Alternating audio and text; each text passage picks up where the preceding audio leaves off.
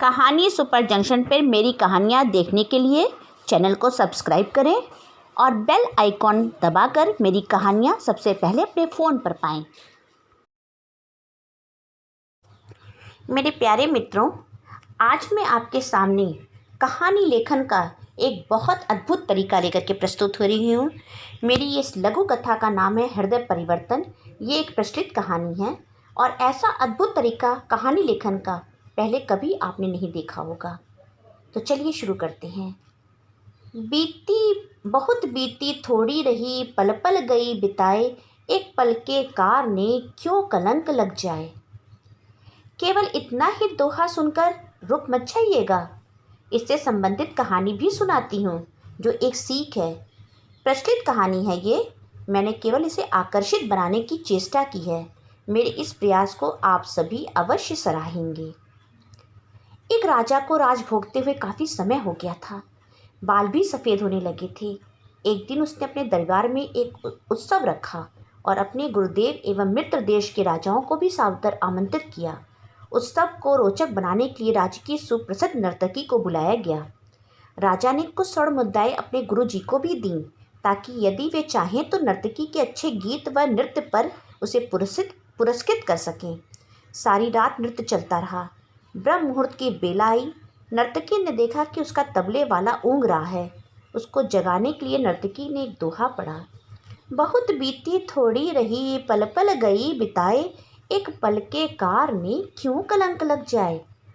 अब इस दोहे का अलग अलग व्यक्तियों ने अपने अनुरूप अलग अलग अर्थ निकाला।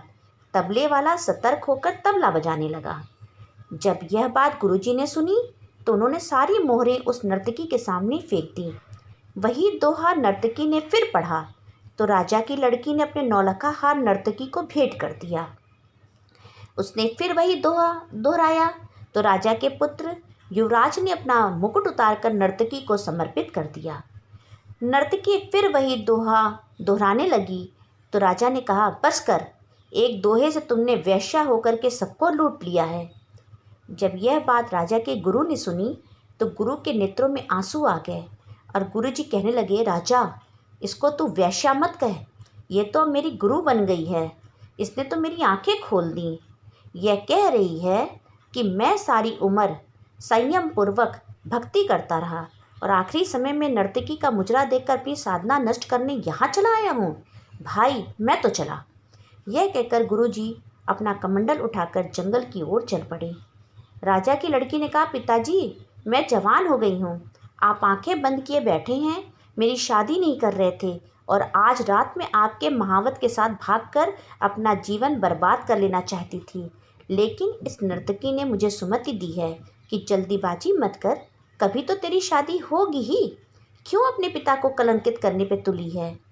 युवराज ने कहा, पिताजी, आप वृद्ध हो चले हैं, फिर भी मुझे राज नहीं दे रहे थे। मैंने आज रात ही आपके सिपाहियों से मिलकर आपका कत्ल करवा देना था, लेकिन इस नर्तकी ने समझाया कि पगले, आज नहीं तो कल, आखिर राज तो तुम्हें ही मिलना है।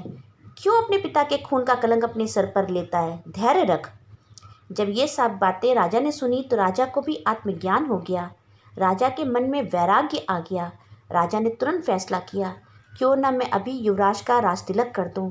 फिर क्या था, उसी समय राजा ने युवराज का राजतिलक किया और अपनी पुत्री से कहा, पुत्री, दरबार में एक से एक राजकुमार आए हैं। तुम अपनी इच्छा से किसी भी राजकुमार के गले में वरमाला डालकर पति रूप में चुन सकती हो। राजकुमारी ने ऐसा ही किया और राजा सब त्याग कर जंगल में गुरु की शरण में चला गया। यह सब देखकर नर्तकी ने सोचा, मेरे एक दोहे से इतने लोग सुधर गए, लेकिन मैं क्यों नहीं सुधर पाई। उसी समय नर्तकी में भी वैराग्य आ गया। उसने उसी समय निर्णय लिया कि मैं आज से अपना बुरा धंधा बंद करती हूँ और कहा, हे प्रभु, मेरे पापों से मुझे क्षमा करना।